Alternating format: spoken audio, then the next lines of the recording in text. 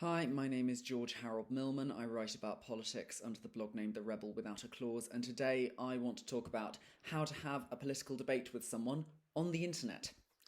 Brexit, leave or remain. Jeremy Corbyn, an inspiring man who inspired a generation to get involved in politics, or an anti Semitic Russian spy from the IRA. Trans rights. Do they contribute in feminism or do they not? Israel. Do they have a right to murder innocent children or don't they? The way I've phrased particularly the last one probably gives away my own opinion on it. I never pretended to be impartial, but let's face it, we've all come up against people on the internet who we absolutely dread talking to, haven't we? People who have expressed opinions to us that we've thought, how on earth can I deal with that?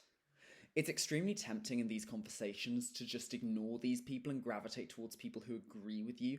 I do this as much as anyone, and it's impossible not to at times, but I also worry that the more we branch off into echo chambers, the less social progress we make. So I try to reply to people as much as I possibly can. I also think that in terms of my own personal emotional development, I've become better able to express my own feelings about things as a result of having practiced. So if you'd like to get better at this, here are some useful tips. 1. Know when it's worth it and when it's not. I'll make clear from the beginning that there are some people that are just not worth the time or energy. We've all come across people like that, and sometimes it's hard to distinguish them from people who would listen if you took the time with them. The way I usually tell them apart is that I refuse to respond to someone who uses the laugh emoji on something I've said.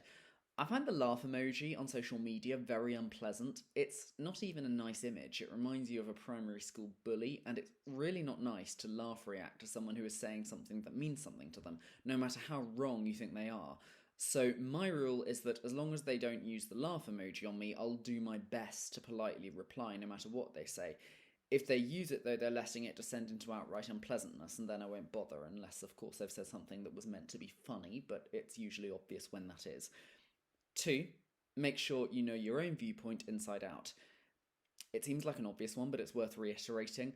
Make sure you know what you're talking about. If you're just repeating the same point over and over again, people are unlikely to take any more notice the sixth time than they did the first time.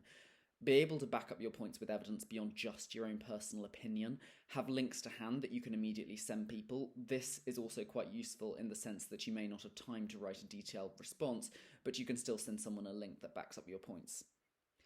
3. Make it personal. Having said the previous one, I also find it so helpful to be able to use my own personal experiences. If you've got a human touch too, you seem less robotic and therefore more easy to engage with. 4. Take your time. One of the worst things about debating online is the fact that sometimes it's tempting to respond too quickly. I've had so many times that I've written back to people without really thinking about it for long enough and then thought, oh hell, why didn't I say that? That would have won me the argument. There's no shame in taking a couple of hours to think over what the person said. Hell, it doesn't matter that much if you reply the next day or even the next week. I always think it's far nicer to know that someone's taken the time to think what to say than been hurried with me. 5. Remember that the other person might be right in some aspects as well. I don't believe that debating is always about proving the other person wrong. I've had debates where I've come to realise that I was wrong, and that's worth taking into account. So when you read something the other person has said, don't read it and just immediately think about how you can prove it wrong. Think to yourself, is there anything here that they might have a point about? There are quite a lot of times when you realise that you're actually quite similar to one another and can bond over something. 6. There's always the next time. If it doesn't go well and you come away thinking, I didn't explain that very well, it's not the end of the world. Just take some notes on how you'll handle it the next time you're in that situation. And don't ever let someone disrespect you or say anything personally nasty about you. No one has the right to do that. You also don't have the right to do it to anyone else, even if they're already doing it to you. 2 wrongs don't make a right. Thank you for watching. Facebook doesn't seem to think I'm a cybersecurity risk anymore. Hooray.